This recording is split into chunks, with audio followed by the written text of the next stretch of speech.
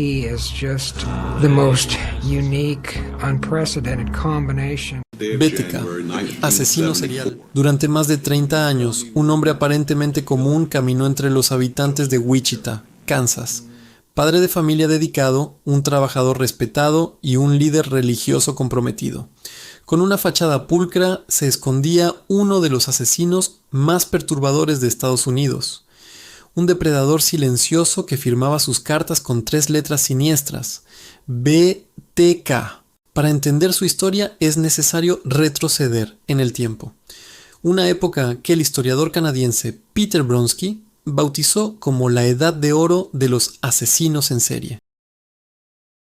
Sin embargo, mientras la atención mediática se movía hacia casos más espectaculares y celebridades envueltas en crímenes, un asesino escurridizo observaba desde las sombras, planificadamente y cautelosa, y durante décadas nadie pudo detenerlo. Esta es la verdadera historia de Dennis Rader, el hombre detrás del nombre BTK, los primeros años del terror. La mañana del 15 de marzo de 1974, poco antes de las 4 de la tarde, la policía de Wichita recibió una alerta urgente. En una casa ubicada en el 308 de North Edgemore, 4 miembros de una familia habían sido asesinados. 2 agentes que ya estaban en el lugar solicitaron refuerzos. Lo que habían encontrado era demasiado perturbador para manejarlo solos.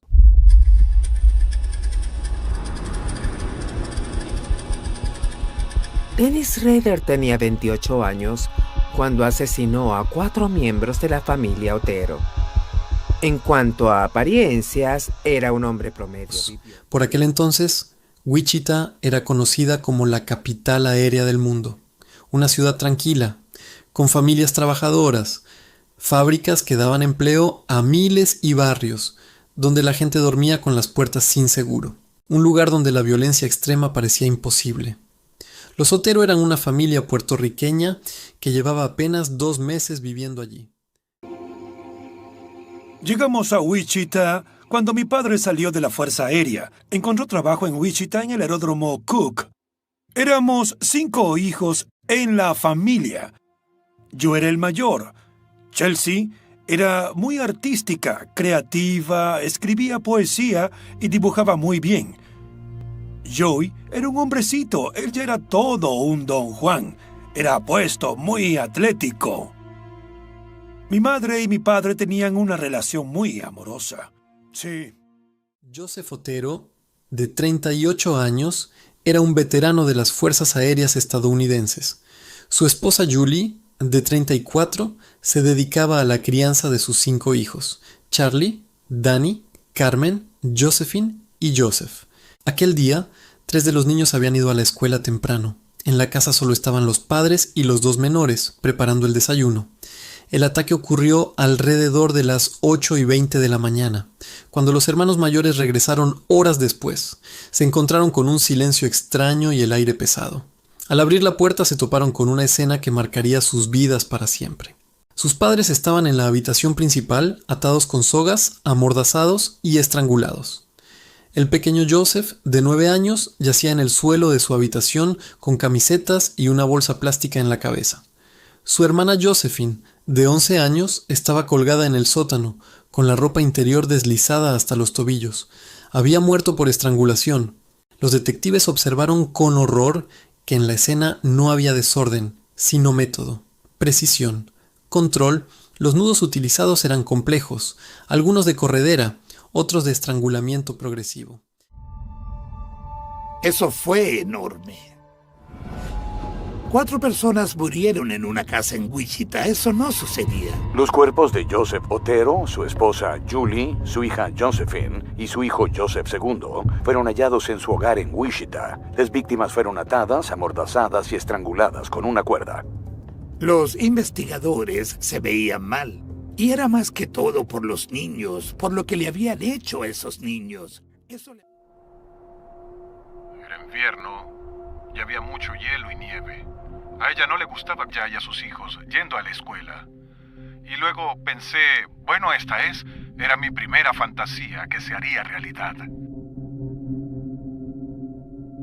Cuando hablé con Dennis Rader, su objetivo era la esposa, no los niños. Los niños fueron un daño colateral. Básicamente me enfoqué en eso. Siempre que pasaba por el vecindario veía su casa y armaba el plan. Había escogido un granero al noroeste de Wichita. Planeaba tomarla y secuestrarla. Tal vez colgarla. El señor Otero arruinó mi plan. Él no debía estar ahí, pero estaba. Tenían una cerca alrededor y no vi al otro lado de la cerca. Había huellas de perro por todos lados. No pensé en eso, pero debía hacer algo. Ya estaba preparado. Había marcas que indicaban que el asesino apretaba y aflojaba la soga a voluntad, disfrutando del poder sobre la vida y la muerte. En el suelo, junto al cuerpo de Josephine, encontraron manchas de semen. No había signos de violación. Todo indicaba que el asesino se había masturbado allí mismo, contemplando a su víctima. El crimen carecía de sentido. No había un móvil claro. El robo no justificaba semejante brutalidad. Las pocas cosas sustraídas eran insignificantes. Y lo más inquietante, no había una sola huella. Wichita tembló ante un asesino que parecía actuar con una frialdad inhumana. Otro ataque y una ciudad en pánico. Menos de un mes después, un joven llamado Kevin Bright llegó tambaleándose a una casa cercana. Tenía 2 disparos en el rostro. Apenas podía hablar. Su hermana, Catherine, y él habían sido atacados por un hombre que los esperaba dentro de su propia vivienda. El agresor los había atado, pero cuando Kevin logró liberarse parcialmente, el hombre abrió fuego. Ató a mi hermana y a mí y nos puso en habitaciones separadas. Y él volvió e iba a estrangularme, pero aflojé las sogas y salté para atacarlo con un arma. Él me la quitó y me disparó en la cabeza. Y yo caí y él pensó que había muerto. Fuego. Catherine no sobrevivió. Fue apuñalada 11 veces después de un fallido intento de estrangulación. La policía creyó al principio que no tenía relación con el caso Otero, pero la ciudad comenzaba a sentir una inquietud creciente. El fantasma de un asesino que actuaba sin patrón claro estaba tomando fuerza. Ese mismo año, una carta cambiaría todo. La primera carta del monstruo. Un columnista del Wichita Eagle recibió una misteriosa llamada. La voz, firme y autoritaria, le indicó que dentro de un libro en la biblioteca pública había una carta que debía revisar. La policía encontró el sobre. La cantidad de detalles que contenía sobre el asesinato de los Otero era tal que no había duda. La misiva había sido escrita por el asesino. El autor describía la escena él con mencionó: mi método tiene 3 pasos como mi nombre en inglés: atarlas, torturarlas, matarlas. BTK. La posición de los cuerpos, los nudos, el grosor de las sogas, y terminaba con un mensaje inquietante. Decía que dentro de él vivía un monstruo que no podía controlar. Se autodenominó BTK, bind, torture, kill, atar, torturar, matar, y aseguró que volvería a hacerlo. El asesino no solo quería reconocimiento, quería protagonismo, quería fama, y la ciudad empezó a entender que estaba atrapada en un juego perverso. Nuevas víctimas y una sombra que crece. En marzo de 1977, una joven madre llamada Shirley Vian fue encontrada estrangulada en su casa. Sus 3 hijos pequeños sobrevivieron porque el asesino los había encerrado en el baño. El método era inquietantemente familiar. Sogas, nudos, control. No había muchas similitudes en la ejecución. En casa de los Otero se usó estrangulación, pero al hallar a Catherine, ella había muerto por apuñalamiento. Pues Kevin había derribado muebles y el teléfono de la habitación no estaba conectado, pero hallaron a Catherine sosteniendo el teléfono en su mano, pero no llegó a hacer su llamada de auxilio. Como el hermano de Catherine Bright no murió, él pudo darle a la policía un retrato. Meses después, una llamada telefónica heló la sangre de los operadores de emergencia. La voz de un hombre dijo con calma absoluta: encontrarán un homicidio en la calle Pershing. Nancy Fox, La policía llegó a la escena y encontró a Nancy de 25 años en su habitación, atada, semidesnuda, estrangulada, cerca de su cuerpo un camisón manchado con semen. No había dudas, BTK había regresado. Esta vez no se ocultaba. Quería ser visto, quería que supieran que seguía allí, y disfrutaba cada segundo. Encontrarán una víctima de homicidio, Nancy Fox, en el 843 South Pershing.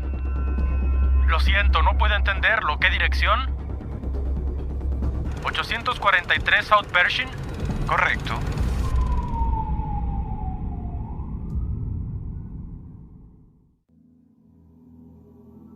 Tenemos un homicidio aquí en 843 South Pershing. Recibimos una llamada a las 8:20 a.m. de un individuo que dijo que había un homicidio y luego colgó. Los oficiales dijeron y hemos confirmado que una joven fue víctima de un homicidio. ¿Le dispararon o la apuñalaron? No, parece que a esta víctima la estrangularon. Las cartas, los poemas, la obsesión. A finales de los 70, BTK comenzó a enviar poemas, dibujos y mensajes a los periódicos y a las cadenas de televisión. Escribía con errores ortográficos que parecían deliberados, retorcidos, burlones. Se comparaba con los asesinos más infames de la historia.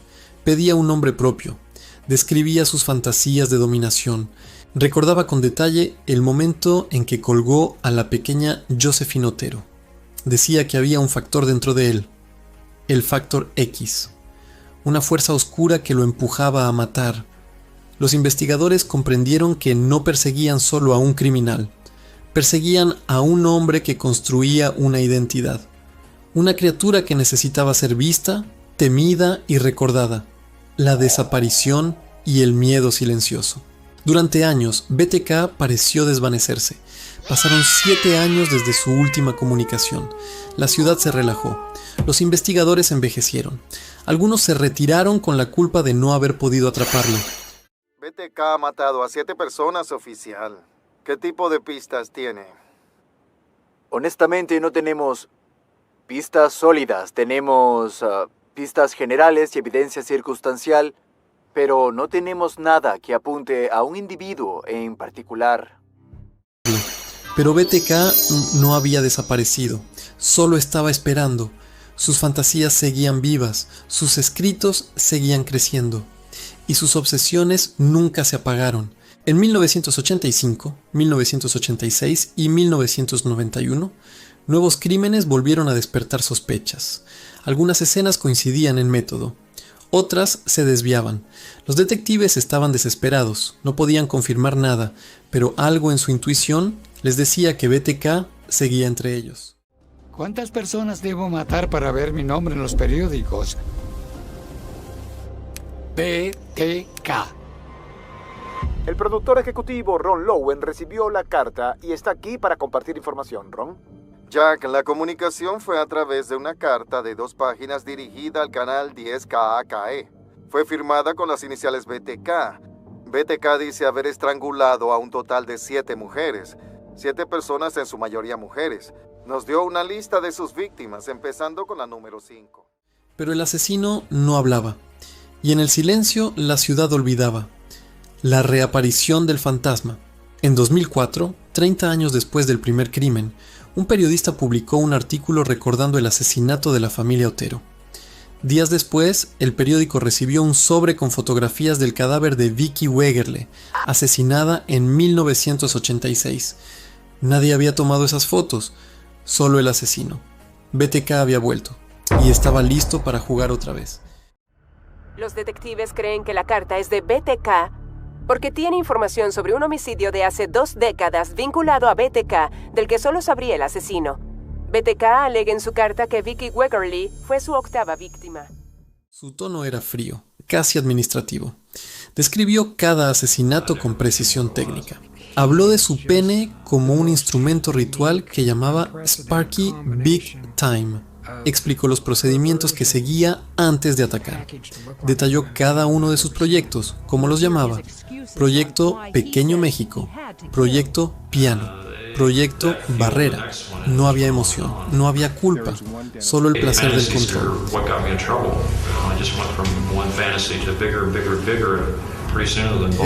En su casa y en su oficina encontraron fotografías de sus víctimas, trofeos, sogas, ropa interior, dibujos y documentos donde archivaba meticulosamente cada detalle de su carrera como asesino. Había llevado registros durante décadas, había seguido a cientos de mujeres sin que nadie lo notara. Cuando BTK fue apresado, los detectives hurgaron en su oficina y su casa y encontraron muchas fotografías que parecían de víctimas masculinas. Y cuando le preguntaron quiénes eran esas víctimas, él no entendía esa pregunta y cuando mencionaron las fotos, él dijo, «Oh, ese soy yo». Yo tenía ese trípode y yo arreglaba todo y así es como podía tomarme esas fotos. Para poder tomar las fotos, básicamente escondía el cable hasta mi mano donde tenía el activador y al presionarlo la cámara entonces tomaba la foto. ¡Clic! Se vestía con ropa de mujer que había robado. Se ponía máscaras con maquillaje y pelucas. Me vestía con esas cosas y me ataba como fantasía sexual, como si fuera una víctima. Rader pensaba que actuar esas fantasías lo ayudaba a disminuir el deseo de matar a alguien. Pero al contrario, él estaba tan inmerso en lo que es ser una víctima y estar atado con sogas. Había creado una doble vida tan perfecta que incluso su familia lo consideraba un padre estricto, pero amoroso. Y tras confesar 10 asesinatos, fue condenado a 10 cadenas perpetuas. Hoy es un día histórico. El gran día. BTK fue arrestado.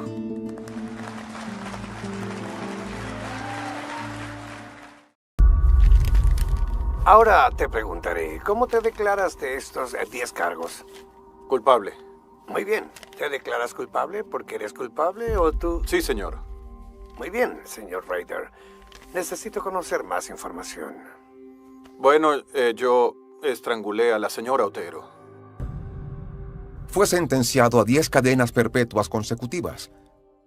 Los familiares de algunas víctimas de BTK pudieron ver por primera vez al presunto homicida de sus seres queridos. Esto cambió la vida de estos jóvenes hace 25 o 30 años y han vivido con eso desde entonces. Los actos criminales de Dennis Rader causaron un daño irreparable al sostén de mi familia sanguínea. Causó que dudara de mi fe, cambió mi futuro para siempre. Aún así nunca he permitido que sus acciones me lleven al lado oscuro. Nancy Fox es mi hermana. La muerte de Nancy es una herida profunda que nunca sanará. Quisiera que sufriera por el resto de su vida. Soy Jeffrey Davis, hijo de Dolores Davis.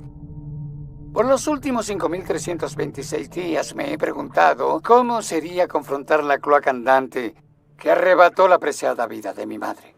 No solo estábamos unidos como una familia de sobrevivientes, éramos representantes de la familia de ciudadanos en la comunidad que durante un tiempo vivieron en un tiempo de muchísimo terror. Tienes que vivir con la cruda realidad que mientras nosotros tratamos de superar tu depravación, tú lo has perdido todo y para siempre serás insignificante. Mr. Rader, I need to find out more information. On that particular day, the 15th day of January, 1974, can you tell me where you went to kill Mr. Joseph Otero? I think it's 1834, Edgemore.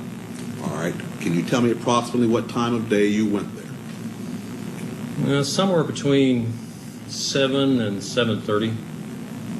This particular location, did you know these people? No, that's, no, that was part of my, I guess my, what you call fantasy. These people were selected. All right, so you... Okay. You were engaged in some kind of fantasy during this period of time? Yes, sir. All right. Now, when you use the term fantasy, is this something you were doing for your personal pleasure? Sexual fantasy, sir. I see. So you went to this residence, and what occurred then? Well,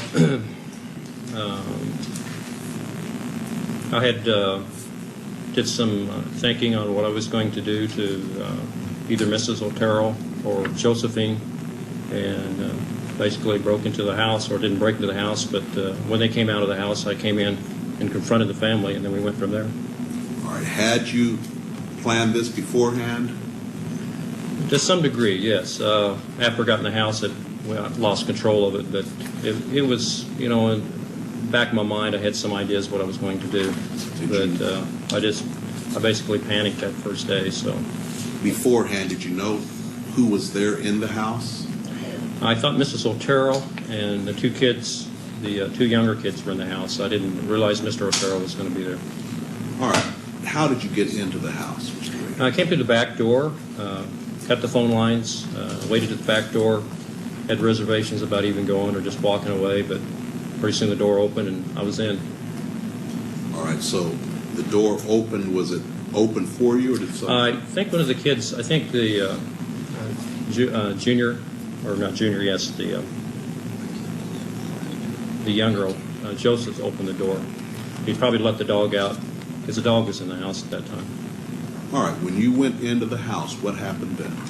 Well, I confronted the family, pulled a pistol, confronted Mr. Otero, and asked him to, you know, that I was there to, basically, I was wanted to get the car. I was hungry, food, I was wanted, and asked him to lie down in the living room. And at that time, I realized that wouldn't be a really good idea, so I finally, the dog was a real problem, so I asked Mr. Otero if he could get the dog out, so he had one of the kids put it out. And then I took him back to the bedroom. You took who back to the bedroom? The family, to the bedroom, the 4 members. All right, what happened then? At that time, I tied him up. While still holding him at gunpoint? Well, in between tying and yes. Yeah. All right, after you tied them up, what occurred? Well, they started complaining about being tied up, and I re-loosened the bonds a couple of times. Tried to make Mr. Otero as comfortable as I could. Apparently had a cracked rib from a car accident, so I had him put a pillow down for his head. Had he put a, I think he's a Parker or a coat underneath him. They talked to me about, giving the car and whatever money. I guess they didn't have very much money. And there I realized that,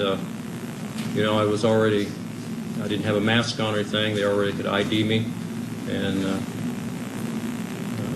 made a decision to go ahead and put them down, I guess, or strangle them.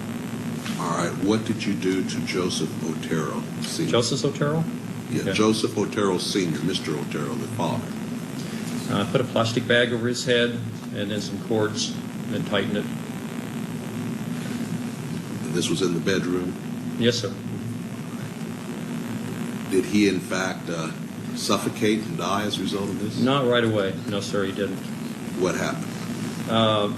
Well, after that, I did Mrs. Otero. I had never strangled anyone before, so I really didn't know how much pressure you had to put on a person or how long it would take.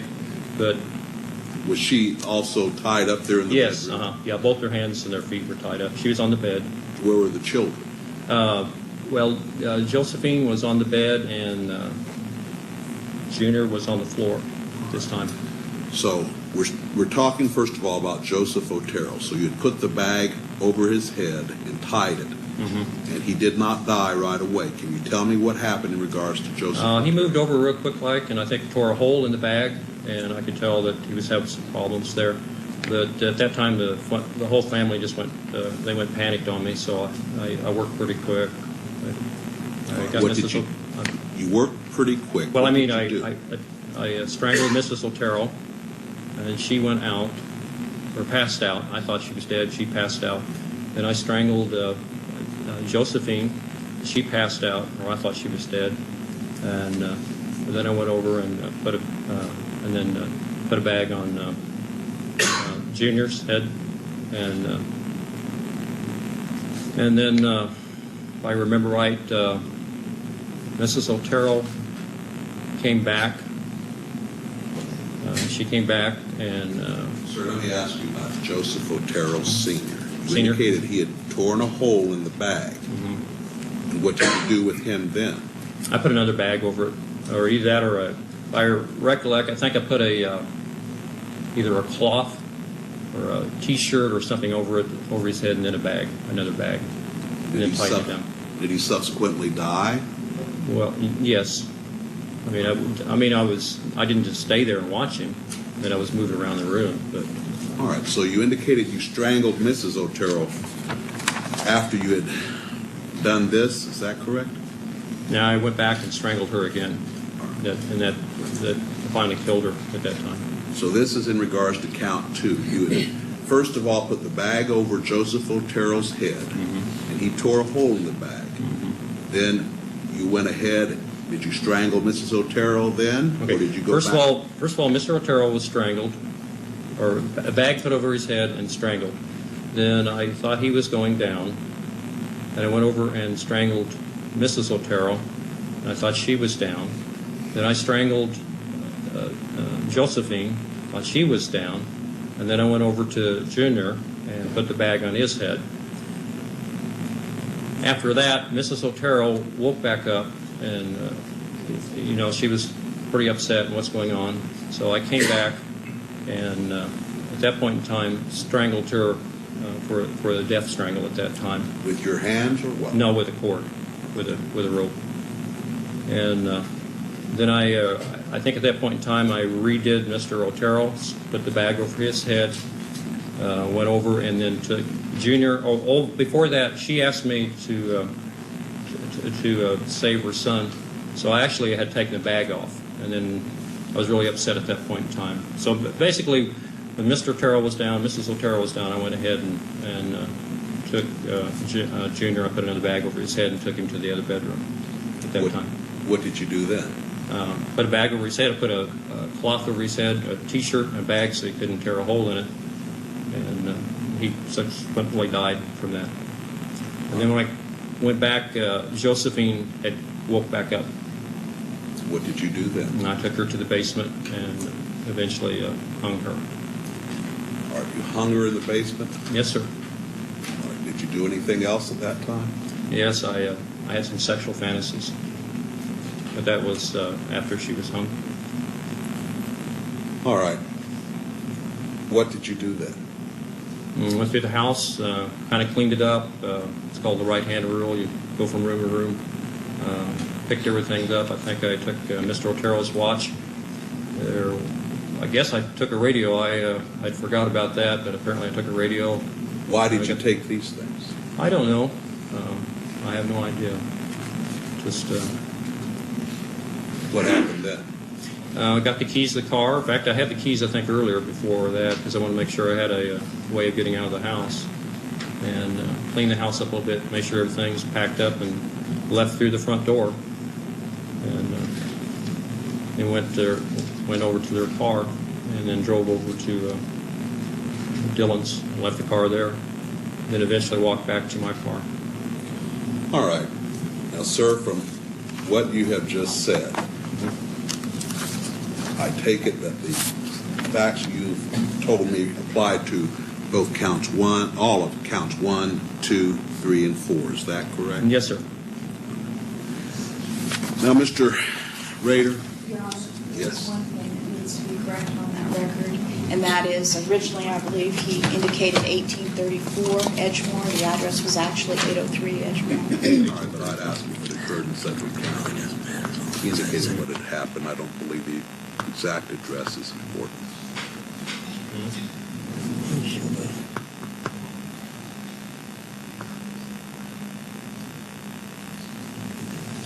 All right, Mr. Rader, we will now turn to count 5. In that count, it is claimed that on or about the 4th day of April 1974 in Sedgwick County, Kansas, that you unlawfully killed Catherine Bright maliciously, willfully, deliberately, and with premeditation by strangulation and stabbing, inflicting injuries from which she did die on April 4th, 1974.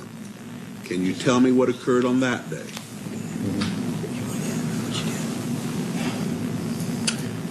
I don't know how to exactly say that. I had many, what I call them projects. They were different people in the town that I followed, watched. Kathleen Bright was one of the next targets, I guess, as I would indicate. How did you select her? Just driving by one day, and I saw her go in the house with somebody else, and I thought that's a possibility. There was many places in the area. College Hill, they're all over Wichita. But anyway, it just was basically a selection process. Worked toward it. If it didn't work, I just move on to something else. But my kind of person, stalking and scrolling, you go through the trolling stage and then a stalking stage. She was in the stalking stage when this happened. All right, sir. So you identified Catherine Bright as a potential victim. Yes, sir. What did you do here in Sedgwick County then? Pardon? What did you do then here in Sedgwick County? On this particular day, yes. I broke into the house and waited for her to come home.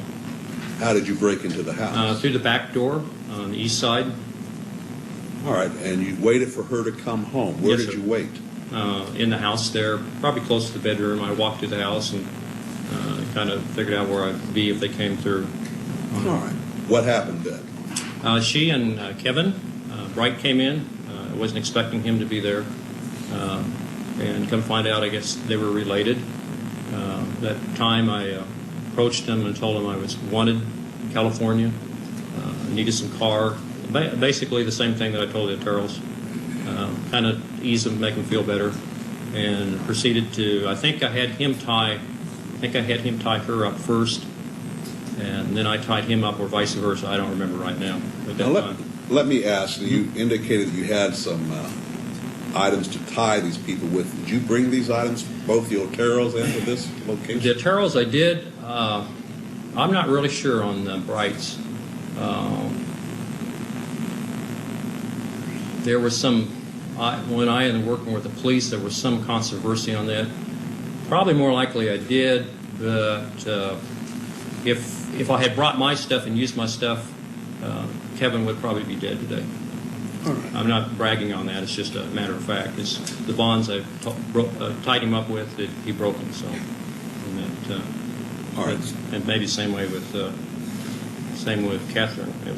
It got out of hand. All right. Now you indicated that you believe you had Kevin tie Catherine up. Mm-hmm. Tell me what happened then. Okay. I moved. After. I really can't remember, Judge, whether I had her tie him up or she tied him up. But anyway, I moved her to another bedroom, and he was already secure there by the bed. I tied his feet to the bedpost, on the bedpost, so he couldn't run. Kind of tied her in the other bedroom, and then I came back to strangle him. And at that time, we had a fight. Were you armed with a handgun at that time also? Yes, I had a handgun. What happened when you came back? I actually had 2 handguns. When I started strangling, either the parent broke or he broke his bonds and he jumped up real quick like. I pulled my gun and quickly shot him. I hit him in the head. He fell over. I could see the blood, and as far as I was concerned, I thought he was down and was out, and then went and started to strangle Catherine. And then we started fighting because bonds weren't very good. And so back and forth we fought. You and Catherine? Yeah, we fought. And I got the best of her, and I thought she was going down, and then I could hear some movement in the other room. So I went back, and Kevin, no. I thought she was going down, and I went back to the other bedroom where Kevin was at, and I tried to re-strangle him at that time. And he jumped up, and we fought, and he at that time shot me because he got my pistol that was in my shoulder here. I had my magnum in my shoulder. So in a shoulder holster? Did you have it in a shoulder holster? Yes, and I had the magnum in my shoulder holster. The other one was a .22. All right. And we fought at that point in time, and I thought it was going to go off. I jammed the gun, stuck my finger in there, jammed it. And I think he thought that was the only gun I had, because once I either bit his finger or hit him or something, got away, and I used the .22 and shot him one more time. And I thought he was down for good that time. All right, so you shot him a second time? Yes, sir. What happened then? Went back to finish the job on Catherine, and she was fighting. And at that point in time, I'd been fighting her, and then I heard some, I don't know whether I was basically losing control. The strangulation wasn't working on her, and I used a knife on her. You say you used a knife on her. Yes. What did you do with the knife? I stabbed her. She said either stabbed 2 or 3 times, either here or here. Maybe 2 back here and 1 here, or maybe just 2 times back here. You were pointing to your lower back and your yeah, underneath the ribs. And your lower abdomen? Yeah, underneath the ribs, up underneath the ribs. So after you stabbed her, what happened? Actually, I think at that point in time, well, it was a total mess, because I didn't have control on it. She was bleeding. She went down.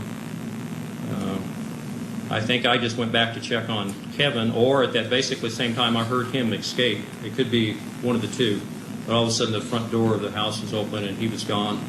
And I tell you what I thought. I thought the police were coming at that time. I heard the door open. I thought, no, that's it.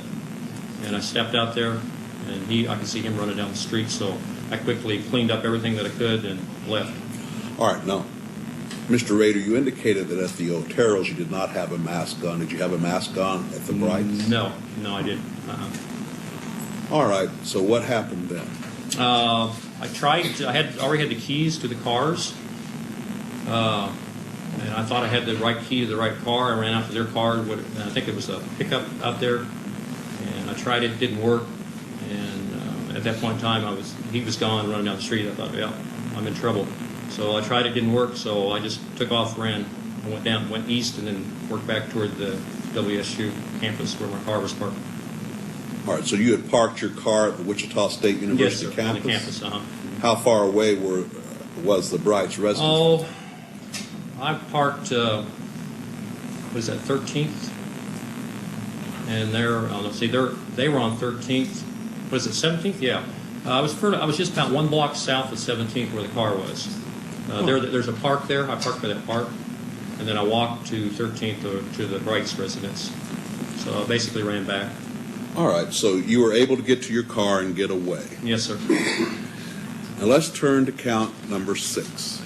In that count, they claim on March 17th, 1977, in Sedgwick County, Kansas, that you unlawfully killed Shirley Vian maliciously, willfully, deliberately, and with premeditation by strangulation, inflicting injuries from which she did die on March 17th, 1977.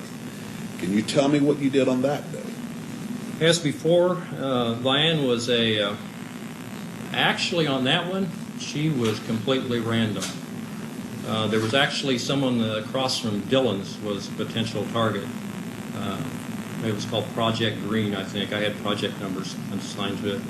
And that particular day, I drove to Dillon's, parked in the parking lot, watched this particular residence, and then got out of the car and walked over to it.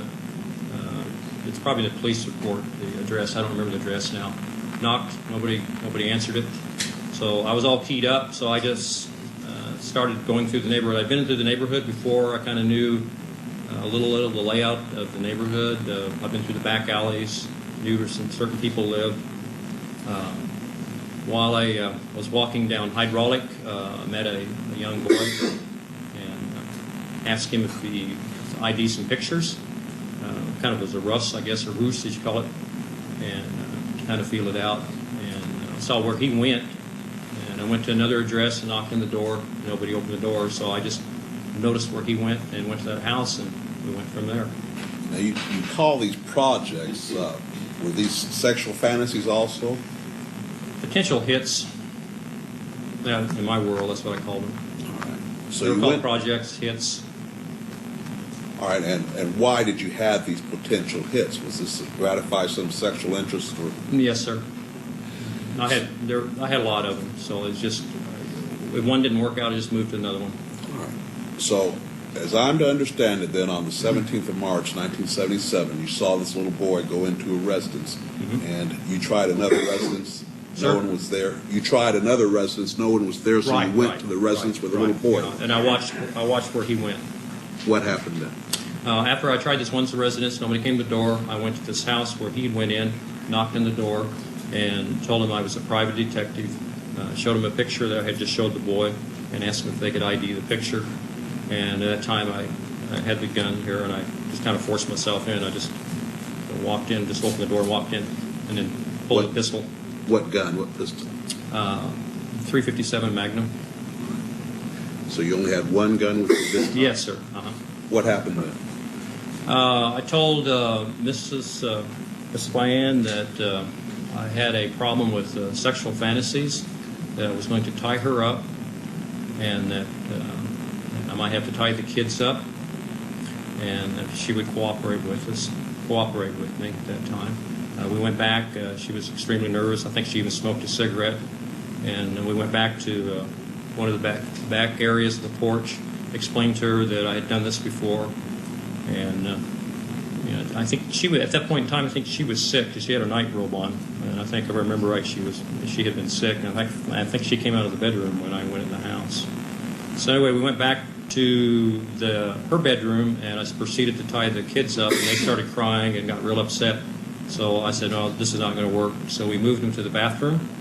She helped me, and then I tied the door shut. We put some toys and blankets and odds and ends in there for the kids, make them as comfortable as we could.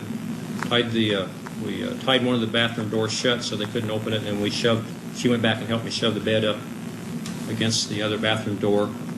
And then I proceeded to tie her up. She got sick, threw up, got her a glass of water, comforted her a little bit, and then I went ahead and tied her up, and then put a bag over her head and strangled her. All right. Was this a plastic bag also? Yes, sir. I think it was, but I could be wrong on that. Okay, you put a bag. It was something. I'm sure it was a plastic bag. Yeah. Now you say you put a bag over her head and strangled her. What did you strangle her with? I think on that I had tied her legs to the bedpost and worked up with the rope all the way up, and then what I had left over I looped over her neck. All right, so you used this rope to strangle her? Yes, I think it's the same one that I tied her body with. What happened then? Well, the kids were really banging on the door, hollering and screaming, and then the telephone rang, and they had talked about earlier that the neighbor was going to check on them, so I cleaned everything up real quick like and got out of there, left, and went back into my car. Now, when you say you cleaned everything... Well, I mean, put my stuff... I had a briefcase, whatever I had laying around, the ropes, tape, cords, I threw that in there, whatever, that I had that I brought in the house. Had you brought that to the bride residence also? Now, there is some...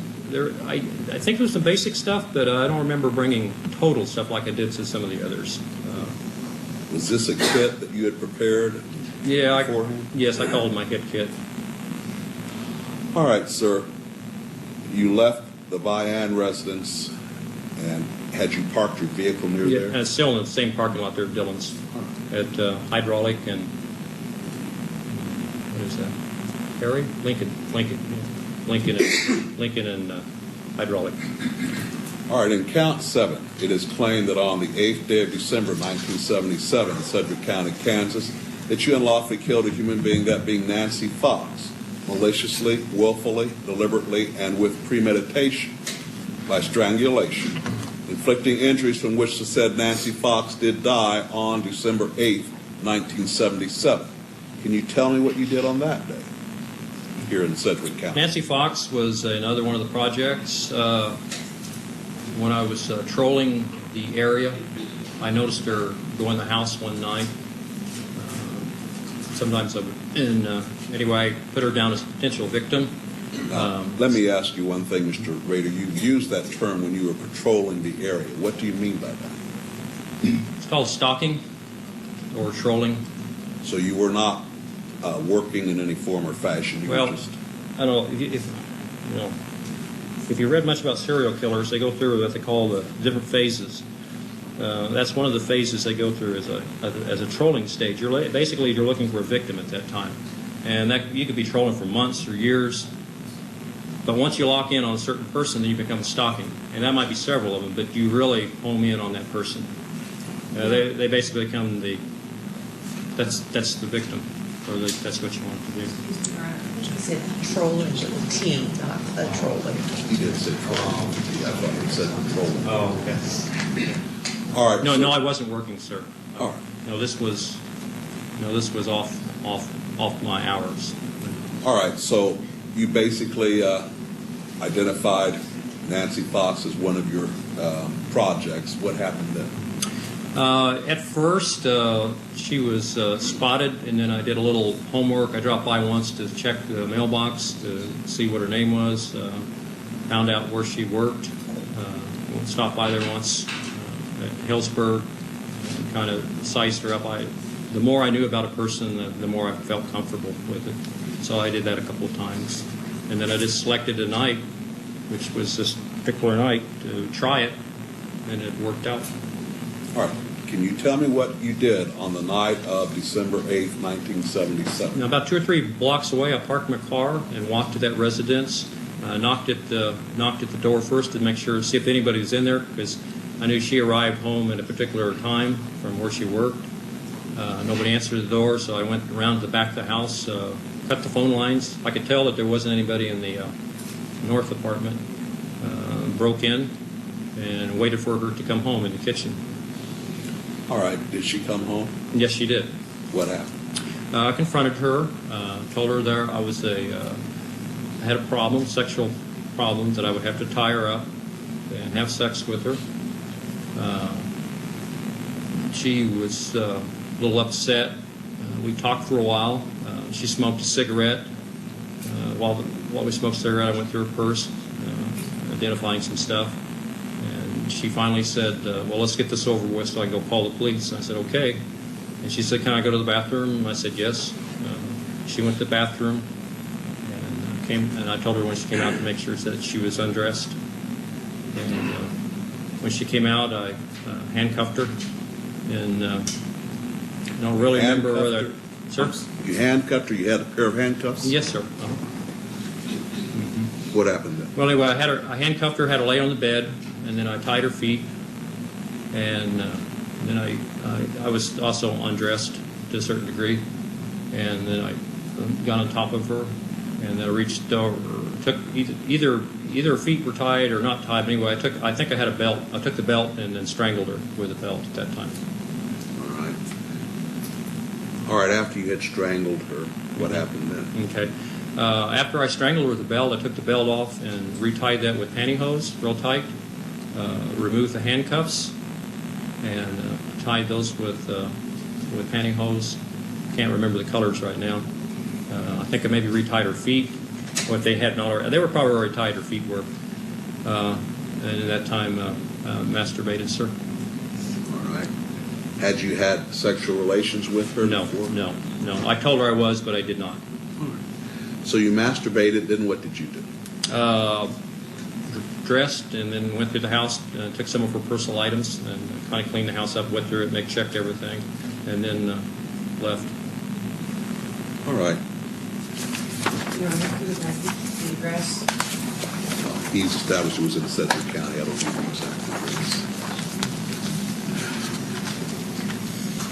For purposes of this, it's in Sedgwick County. Do you remember the address, Mr. Rader? Do you remember the address? Miss Fox, he's asking. Oh, Fox? 913 or 903? No, I sure don't. I know it was on Persian. South Pershing, that's all. I don't. Here in Wichita? It was 9 something, sir, but I don't know the other digits. It's 843. And, The address, as I said, is really not important as long as you remember it happened here in Wichita, Sedgwick County. Yes, sir. All right, sir, let's turn to count 8. In count 8, it is claimed that on or about the 27th day of April 1985 to the 28th day of April 1985. Psicología del monstruo. Dennis Rader no tenía un pasado traumático, no sufrió abusos, no recibió golpes en la cabeza, creció en una familia estable y amorosa, Él mismo admitió que nada justificaba lo que hizo. Solo hablaba de su monstruo interno, de un impulso que lo consumía, de la obsesión por dominar, por controlar, por manipular la vida y la muerte. Confesó que las fantasías le resultaban más importantes que los asesinatos, que el seguimiento, la preparación y la documentación eran su verdadera adicción. La muerte solo era el punto final de un proceso diseñado para su placer. Cierre. Dennis Rader permanece recluido en una celda del penal de El Dorado, Kansas. No muestra arrepentimiento, no pide perdón, no asume culpa. Solo admite que el tiempo lo detuvo.